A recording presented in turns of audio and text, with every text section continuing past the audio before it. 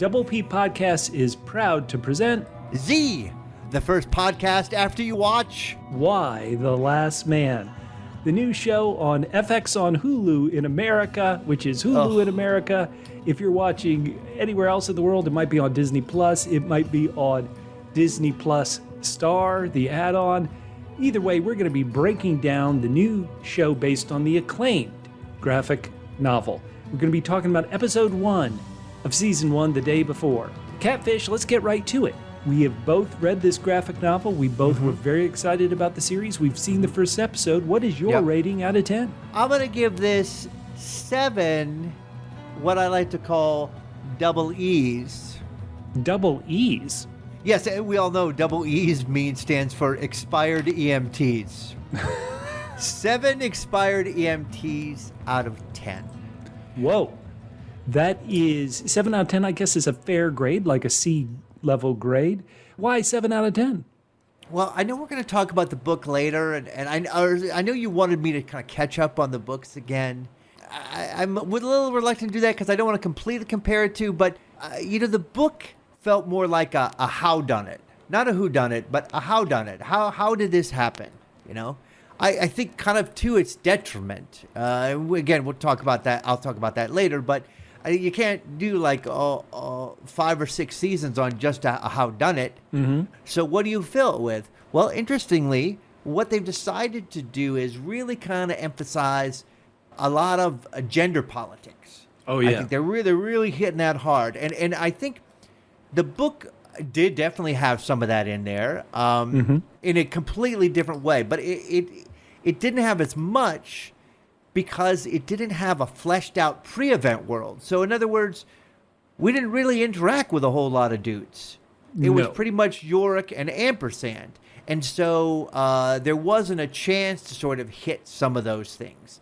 They did hit some of those things here. But what I really want to see is, what I'm fascinated by is, and again, maybe that's been covered already and a lot of zombie stuff, but I kind of wanted to see how the world survives. Oh, yeah. Oh, and one thing that's interesting that they kind of cover in a different way here, which I was reminded of when I forgot, is that the gender politics are a little more different in the comic book.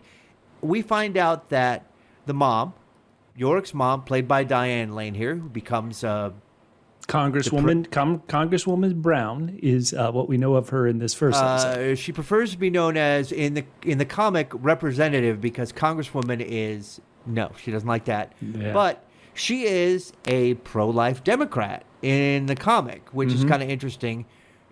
Kind of interesting way to hit it. One thing, I'm sure we'll get into here is that, the comic book was written by a guy who writes a lot of comic books, a lot of really good ones, Brian K. Vaughan, cisgender dude. So obviously, he's going to look at things in kind of a different way. There were a couple things I liked that are different from the book. In the book, besides being a howdunit, the main thing is Yorick is trying to get to Beth, who is living in Australia and whom he proposed to over the phone, right, and doesn't hear her answer.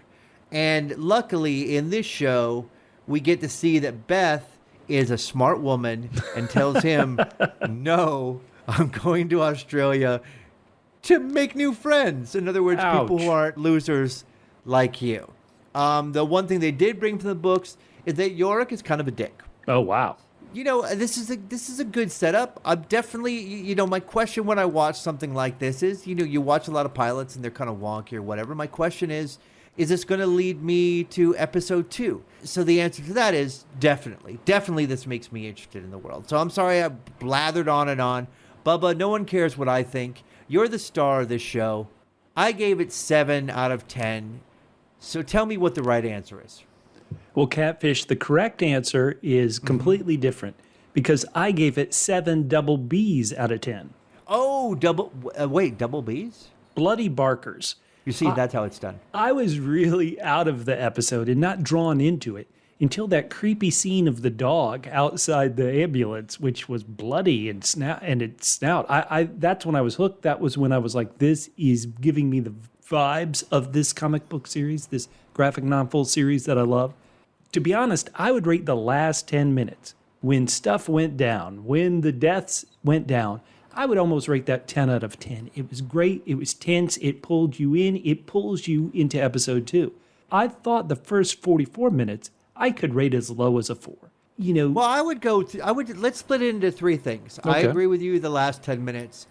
I would also say love the first 5 minutes. And then, because I think that's also good. But okay, go ahead. Well, the trick is, and maybe this is because I have read the graphic novel, is that I know where this is going. I think a lot of people who haven't read the graphic novel look at the title of the show and they know where this is going. So I would be sitting there watching a scene between Yorick's mother and the president.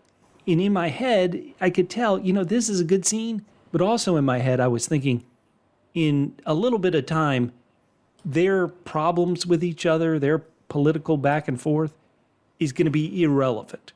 And I was wondering if a lot of those scenes in the first 44 minutes, while they did get us to know these characters, I thought, are all of these dynamics about to be irrelevant? And could you possibly have started with the bang, and then like the show Lost, which starts admittedly after the plane crash, but when it starts, a lot of things are happening, explosions are still happening, people are still in danger. And I thought the show could have done that and then like Lost did, flash back to these things if we really need to know them before all this mass death. This is where I disagree with you. Okay. In that I don't think the show is going to waste all this time setting this up.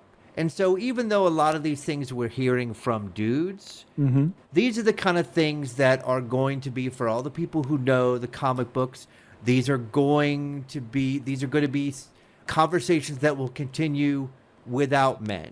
It's a conversation that will involve a bunch of Republican wives of deceased congresspeople. We saw that already when we sort of have the woman who was like the John McCain's daughter, that kind of feel. So I feel like they're setting up these conversations that are going to continue, that you would think, God, what would be so nice if we didn't have dudes in the world was we wouldn't have to have these kinds of conversations that are so toxic. Well, let's hope the show goes there. Let's hope the show rewards what I would call those first 44 minutes as we move forward. Listeners, who cares what we think? We want to know what you think. This is an interactive podcast. Please write to us on social media, on Twitter and Instagram. It's at @PHQ. That's the word double, the single letter P as in podcast, HQ for headquarters, at @PHQ on Twitter and Instagram, facebook.com/PHQ. If you're watching this on YouTube, we need you to tickle that like button, subscribe. Oh, whoa. We need to get this going. And Catfish, all right, let's I reached out on Twitter, and we already have a bit of feedback, and it's from somebody whose Twitter handle is the Shah of Iran, and they wrote, "What a time to be a nerd. There's a Why the Last Man TV show." This is exciting. This is thrilling. Listeners, what did you think of this first episode? Please write us and let us know. Catfish, people are excited because this graphic novel is beloved. And so, we're going to break down this first episode, but, let's put our cards on the table. Okay, let's do it. What were your feelings about the graphic novel, Why the Last Man? Okay, I'm glad you're handling this here. I can get this out of the way, and then we'll judge the show on its own merits. But if you didn't let me talk about it here, I would have kept bringing it up. So it was smart for you to let Catfish say stupid stuff right at the top. Always. So, first of all, I loved these comics. This was right around the time, this started coming out right around the time when I started collecting comics on a weekly basis and eventually had $80 to $100 a month comic habit. Whoa. For this one, it is hard to keep track of that many comics when they're only coming out once a month, because I would just forget things. So eventually for this one, this was a weekly, like most comics, would come out monthly, and then every 6 months or so they would put together a kind of omnibus edition of the last 6 comics. And so those I would read so that I wouldn't be forgetting stuff every month. So that goes to say that, like, before I reread for the podcast, I borrowed from the library, I think up to like Omnibus 7 or something, 6 or 7, I can't remember. And I'm not even sure. This is what I did not like about the comic. As I said, it felt there were two things going on. One, it was a howdunit, and they threw a lot of things up against the wall. Right. And they kept throwing things up against the wall. I think it was like in year 3 of this, all of a sudden we had astronauts come down who had been up in space, and they could have caused it, and the whole thing. So in that way, it did feel kind of like Lost, in that they were like, holy cow, this is popular. And maybe they thought, a lot of comics have shorter runs. Maybe they thought, we'll do 12 issues, we'll do 24 issues, we'll do something like that. Hopefully it'll be successful enough so we can tell the whole story. And then it became so successful that, like certain TV shows, they were like, we can't just stop this, but like, what do we do? Like, so they just kept throwing things up against the wall. So kind of, it felt like Lost. It was like they just started adding more and more things. And I'm not even sure, Bubba, you'll remember this because you know how I am about remembering things. I think I gave up on this before I even found out what really the answer was. Okay? And I don't even think, to me, it's like you had so much going on. You didn't need to wait until the last one to like give us the answer. So that became really frustrating. So it kind of felt like Lost to me, where they kept throwing things up against the wall because they just didn't want it to end. And so I became frustrated with it. Well, Catfish, I read this graphic novel series because you suggested it to me, and I'd always wanted to get involved in graphic novels, in comic books, and for whatever reason growing up, I never did. You suggested this one, and the premise it seems like a killer premise. I love the premise. I loved the idea that you would have to think about what would be the reality be like in the scenario that the graphic novel presents. The Why the Last Man Twitter account has been tweeting things out like 95% of all airline pilots would die. 89% of world leaders would die. 87% of police officers. And just that thought of, well, what would the world look like? How could you train enough people to rebuild the world? I thought it was fascinating, and I read the whole comic book series all the way to the end. Now, like anybody, I did have problems with it, including problems with the lead character of Yorick, who at times I kind of loved, and at other times I wanted to smack my head because it was like, do you understand how serious this problem is? Some of those side plots that you mentioned about just didn't make sense to me. Maybe now, after we've seen America through a pandemic of COVID and the January 6th insurrection, maybe it kind of makes sense that people would act this way, but at the time it didn't. The big thing I thought about it when I was reading it is I thought, oh boy, this would make a great TV show. I read a similar book around that time, Wool by Hugh Howey. Sure enough, it's about to be a TV series on Apple TV with Rebecca Ferguson and Tim Robbins. And I was like, I can't wait to see this as a TV show. And we waited, Catfish. We waited. They have been trying to turn this into a movie or a television series for about 6 years, long. isn't it? Yeah. It's incredible. So it's just gone through a bunch of staffing changes, acting changes. It moved from a movie to linear cable to FX now here in America on a streaming service, Hulu. It's just really been crazy. And when a show goes through so much development hell, you a lot of times I think people who love the property might think, well, this is doomed if it's been so much trouble to, finally get on air. But Disney/FX are promoting the heck out of this thing. There are commercials on major football games here in the United States. They are really promoting it. So maybe they believe in this. And one episode in, I could kind of see why they do. Even though gave it a relatively tough grade, they spent some money on this, and there is a lot of potential. Well, let me ask you this. Let's just go back a little bit because I want to ask you, were you, as far as the comics go, by the end, were you satisfied with how it resolved as far as in the comic series? Yes, but let me put it this way. I think I understood what they were going for. I don't think they necessarily pulled it off perfectly in the comic series, but at the end I was like, I understand what you were trying to say. And so I appreciated it on an intellectual level, even if I didn't love the end. Does that kind of make sense?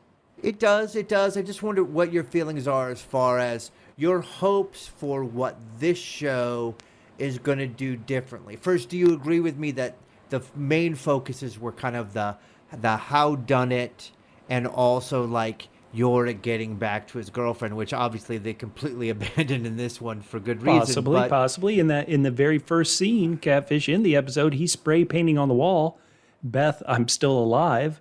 I'll be back." So, who's to say? Who's to say, Catfish, that isn't the focus of the show? We shouldn't assume. We've only seen one episode, but I mean, the only thing that would have made it better is if when Beth was breaking up with him, she'd said, "I wouldn't marry you if you were the last man in the world." And if she had looked in the camera while she said it, that would have. yeah. I wouldn't marry you if you were the last man in the world. Not through 1 season, 2 seasons, 5 seasons, whatever. Never.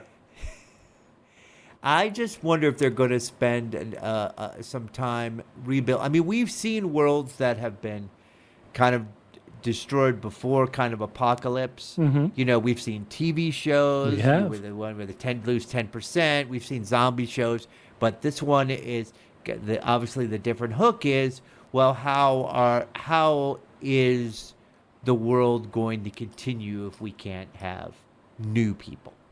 Well, we will have to see where the show goes. I guess we both know where we want it to go. We'll have to see where it goes. Listeners, we just talked about the graphic novel and our kind of general thoughts about how the novel went. Once again, if you're on YouTube, leave those comments. If not, even if you are, go to our Facebook page, facebook.com/PHQ, Twitter and Instagram @PHQ. We have been looking forward to this for a long time from our responses online. I can tell listeners, you've been waiting for this a long time. This is exciting. This is fun that we can all get excited about something. Now, as we get excited about it, we do have to admit that maybe one of the reasons why this show took so long to get on air is here in 2021, the world can be a political minefield. And so before the show had even premiered, I mean about a month ago, I just went online and started pulling quotes from people who were reacting to the trailer of Y the Last Man.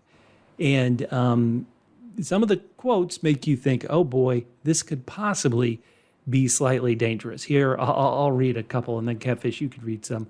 For example, someone on social media wrote, "Y the Last Man? Too early to cry woke."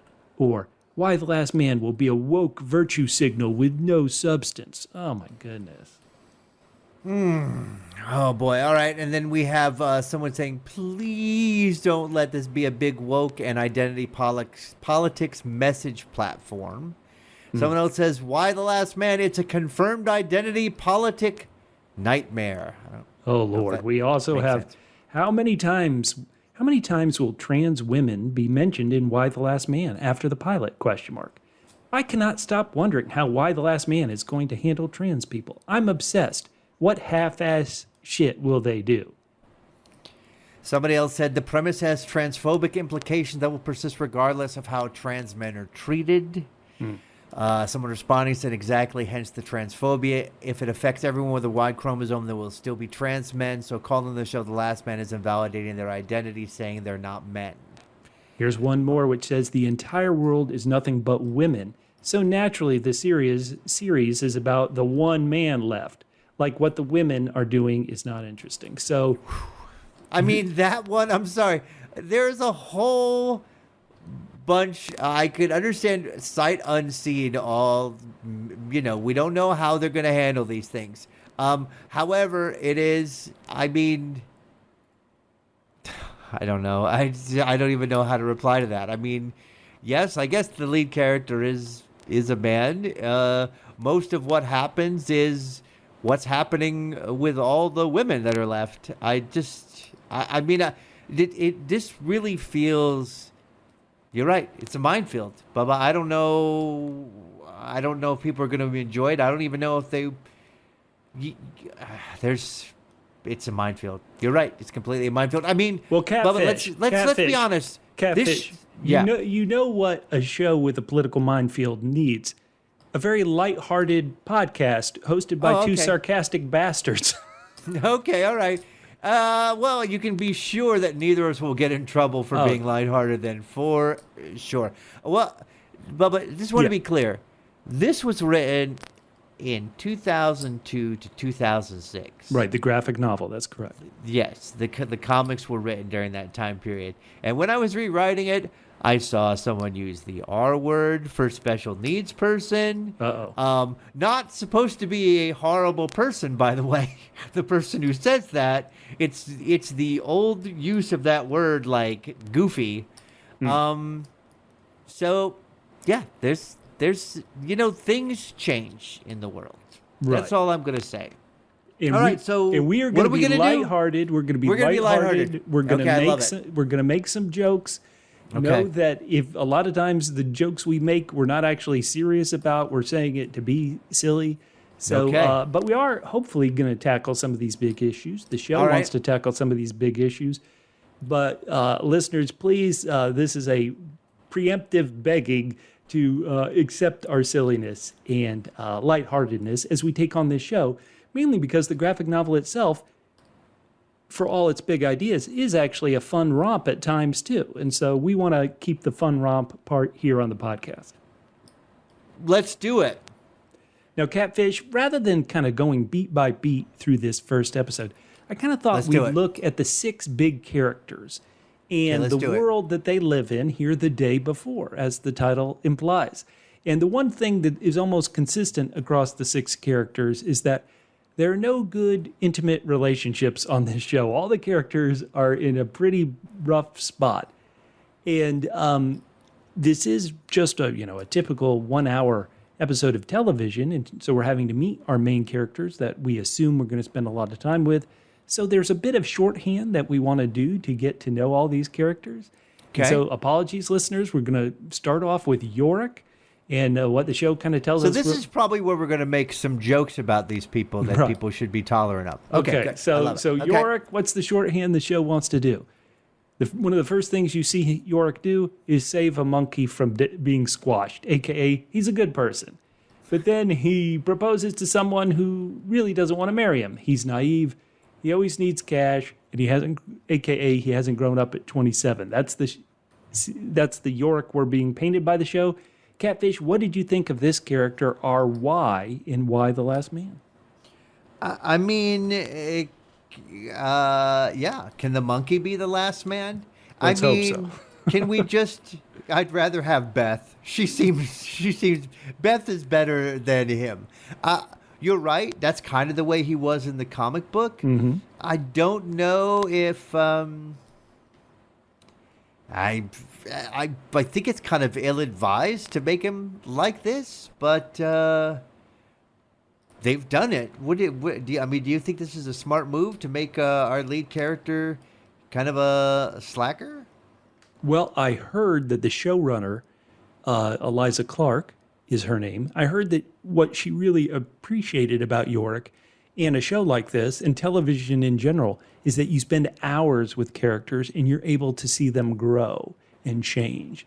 And so she was really kind of taken with this idea of Yorick being, kind of a man-child, for all it implies, early, so we could follow Yorick on his journey across what she hopes is 5 seasons of the show. So I hope viewers found him likable, viewers who haven't read the graphic novel. And I want to keep pointing out, listeners, if you haven't read the graphic novel, we really, really want to hear from you. What did you think of these scenes? On a future podcast, we're going to have our good friend Double M Matt Murdock talking about the music. What was very interesting in all these setup scenes, there really wasn't a score. There was no music to kind of tell you, hey, this is a warm, sometimes musical themes help you feel a certain way, let you know what the scene is trying to portray, like, oh, this is a warm relationship between the 2 characters on screen. A lot of these scenes had no music. I wonder in some ways if that's why I kind of had a hard time connecting with them.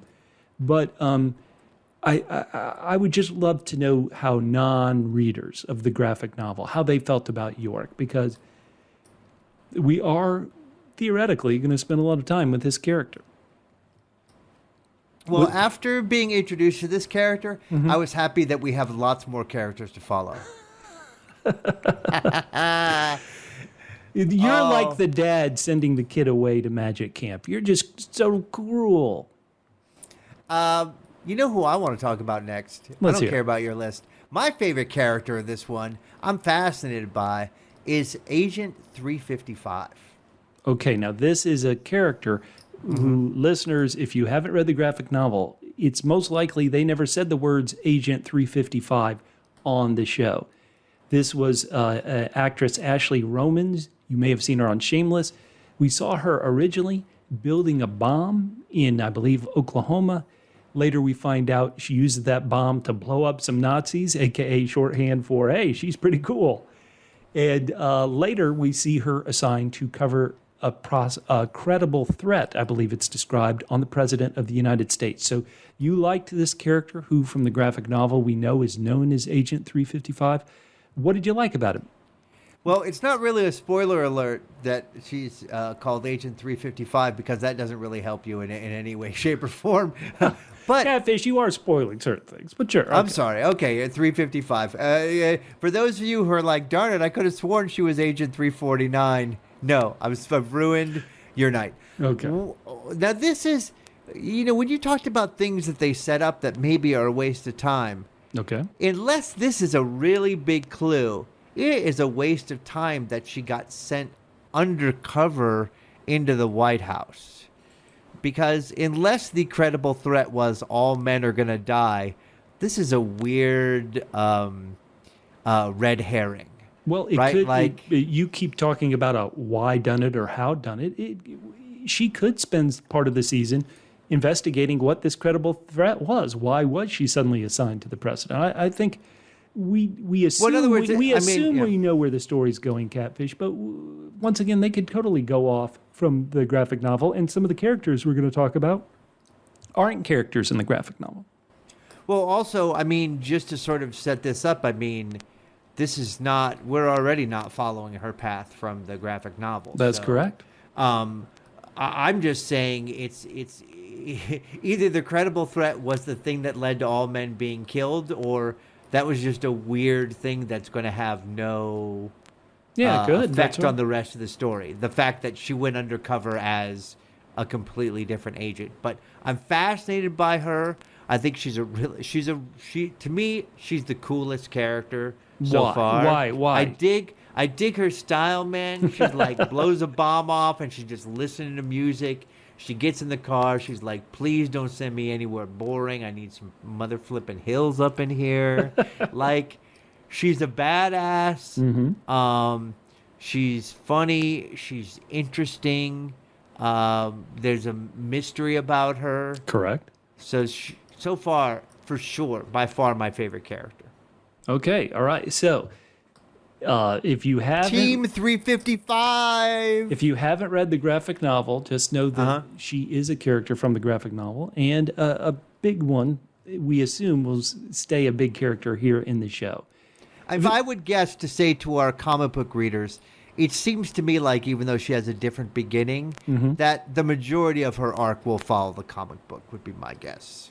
Okay, well, let's go back to Yorick's extended family, because we spent a lot of time with them. And, we keep talking about save a monkey, you're a good person, blow up Nazis, you're a good person. Let's talk about Yorick's sister, who is a character named Hero, played by Olivia Thirlby, who you may know from the movie Dread or the movie Juno. Hero, with a name like Hero, it has to be a conflicted character. This is a character who has a DUI. She's sleeping with a lying, cheating married man who she later kills by accident, a.k.a. Hero is morally gray. Hashtag, isn't it ironic? Catfish, what do you think of Hero and her very traumatized life, which later gets traumatized even more when all these men start dying? Well, interesting in that, at least from what I remember from the comics, and you might have a different point of view, is that it was really hard to kind of, I really didn't get a good background to believe Hero's journey. And so this to me seems like a better background for, that would lead Hero to go on the journey that she went on, at least in the comics. Again, not a great human being. The two of them, you can say whatever you want about their parents as professionals and politicians, but you can say one thing for sure, and that is they were crap-ass parents. Man. That does say it all. Well, let's get to the parents. The one name that, as an actor, that was attached to this project throughout almost every permutation of it was the great actress Diane Lane, who has been around since the 80s, since a child in Francis Ford Coppola movies, acting, doing a great job. She's playing Representative Jennifer Brown. So let's talk about her. What's the shorthand the show has given us for her? Well, she fights against internet hate speech, aka she's a very good person. Yet she has no problem dissing her assistant because her assistant has weak-looking fingernails. So she's a good person, but also a hard ass. And if this show has a lot of politics in it, she's in the spot. She's there where the president dropped. What do you think of Representative Jennifer Brown, Catfish? Yeah. I mean, I think she's going to be... What grade is it? Make... Just leave it as that. Yeah. Okay, yeah. That's what I'm going to leave it as. Yeah. No, sorry. Did you have a point? Presumably she'll have more interesting stuff to do. I mean, I didn't think it was particularly fascinating, but... I know she's got a lot more to do. Interesting here that they do take away the one thing from the comic book that she starts off with, which is she is pro-life. Right. Well, she might be that in the show. I mean, she might be that in the show. We haven't really heard her position on that, have we? Right. But once again, if you're not going to mention it at this point... that your feelings on that issue are going to be completely pointless after all the men go down. Well, one thing the show tried to do with her is why does that first 44 minutes exist, in my opinion? I think it exists because to show you how some of these characters had to react in a world where there were men. Here, Representative Jennifer Brown has a scene where the president says, "Oh, you played the woman card." And she has this thing. She has a marriage, which is kind of a marriage of show, which she's afraid to show a separation and a divorce because of how that might play politically to women and men. So I assume that's why these scenes are here, and she is a great actress. But you're right, Catfish. When I was watching the scene, which once again I thought was really good between her and the president, I thought, any problems you have with the president, they're going to become irrelevant. So we'll see. We'll see how that goes. Yeah. Well, one thing, it's sort of odd here, but I don't know what they're trying to say here by setting things up that other things were dying before the men died. Were those random deaths that were just supposed to get us creepy, or unlike in the comic book, were certain things dying off before other things? Be more specific, Catfish. You mean like the dead rat? 355. Yeah. Sorry, 355 saw a dead deer right before she was being able to picked up by her contact. Correct. Who also looked like the deer experienced the same thing that the president did, which was bleeding through the eyes, etc. We saw that with the rat. So I'm not quite sure. Did you get that sense that things were dying of the same thing before it all happened or that it happened all at the same time? I felt like they were unclear on that. Well, so what Catfish is talking about, it's in the graphic novel. Everything tends to, all the Y chromosome creatures, human beings included, seemingly all die at once. What I thought, Catfish, is I thought this was a show structure issue where, once again, we're kind of pushing the big event to 44 minutes into the show. So how do we keep the tension up for those first 44 minutes? Well, we'll keep kind of showing a sense of dread and showing, wait a minute, why is this dead? Why is that dead? And I really thought they just did it to try to keep the tension up. Not necessarily because they're going to create a different world event than the graphic novel did. Right, but that's a pretty big thing to, either it happened all at once or it didn't, and that changes how it happened. Okay. All right, sorry. So let's go on to somebody else is it my turn to talk about who I liked? Yeah, which of our other big characters did you like? Well, we had Amber Tamblyn, President's daughter, Kimberly Campbell Cunningham. That is a lot of K sounds. Let's just call her Triple K, Kimberly Campbell Cunningham. We're not going to call her Triple K. No, we're not. Okay, Kimberly she is a fascinating character, isn't she? She is a fascinating character. Again, I liken her to John McCain's daughter. I can't remember her name. Meghan McCain. Horrible. The woman you love to hate. I came to hate her very quickly. You mean this character, Kimberly Campbell Cunningham? Yeah, Triple K. So once again, I talk about how the show is trying to do some shorthand. And what is the shorthand here? She's a conservative woman who fights for men's rights because men are unjustly attacked. And so that's also possibly a character we're supposed to go, wait, what now? You're doing what now? But the idea that we have this character with very strong conservative views, I think is fascinating, and it will be interesting to see how the show goes forward with her. I thought one of the reasons... Right, because there's no more men for her to fight for their rights. Right, she's really worried about how that's going to affect her book sales. So. Well, what was the title of her book? Boy Mom, wasn't that? Oh, my God. Yeah. And so that'll be very interesting. Now, this is a character, if I understand this correctly, who wasn't in the comic. And so they've introduced this, hopefully, to beef up kind of the political angle, which is in the graphic novel. And I'm excited about that. And I think Amber Tamblyn is a great member, a great introduction to any cast. I think she's great. All right, it's you're next. Okay, so two other characters that I think are interesting to highlight. I mentioned how seemingly everybody's relationship on the show was in a bad state. Well, there was Representative Brown's assistant, and this was a character named Christine, the character with the bad fingernails who needed to get them fixed up. It seemed like she was in a good relationship on a date or possibly out with her boyfriend, and so it looked good. But what was the shorthand it was trying to tell us about her? Well, her nails weren't great. She gets kind of a panic attack, as maybe anybody would, when the horse comes running down the street, when there's that army of mice running down the street.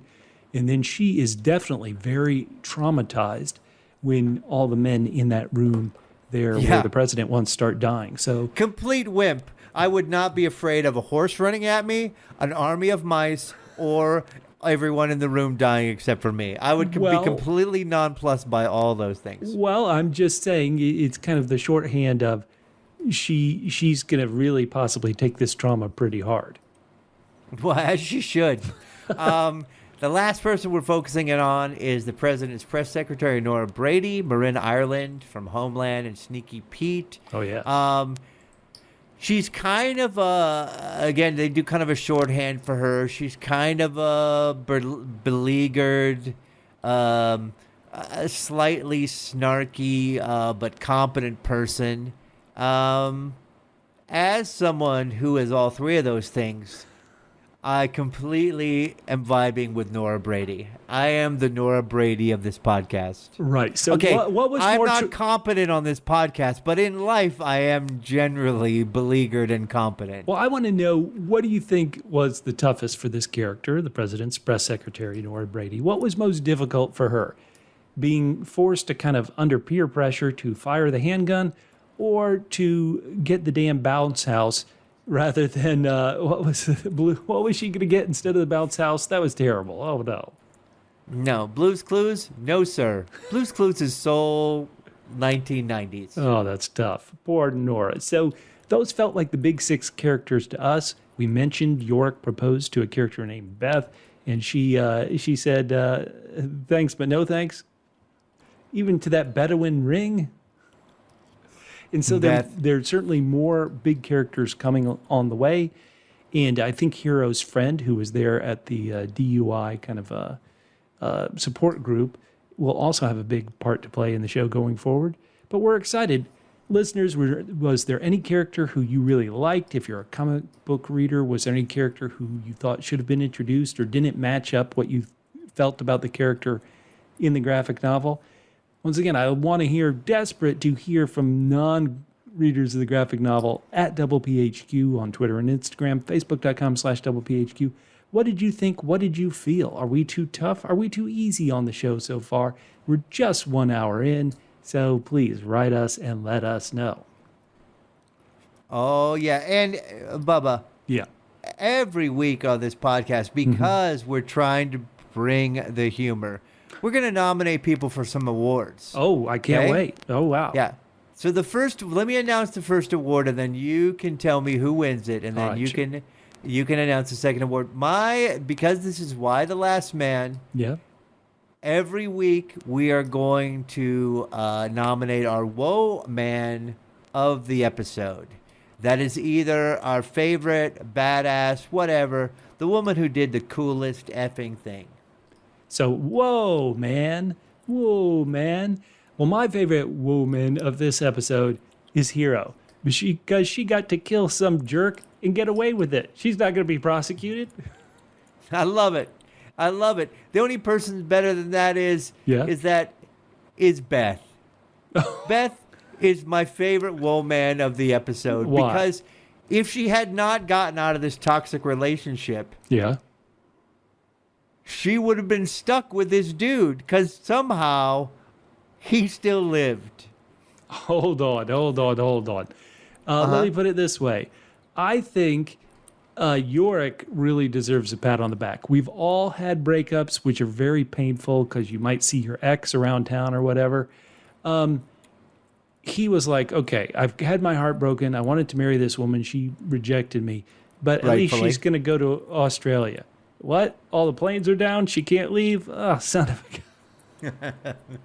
Beth's not going to let that stop her. No. Yorick, you're out of here, pal. I don't care. I'm getting in the kayak. I'm going to Australia. No, I don't care. Beth made the right move. And for that, Beth is my whoa man of the week. Listeners, do you have a whoa man of the week? Once again, write us at DoublePHQ and let us know. Hey, Catfish, there's also another award we're going to give out. What is that? Alas, poor Yorick. I knew him, sorta. So, but what that's going to be is ways in which we like or dislike, love, or are not quite thrilled with the way Yorick portrayed or did an event in the episode. Right. So or ways in which we personally are like or not like Yorick.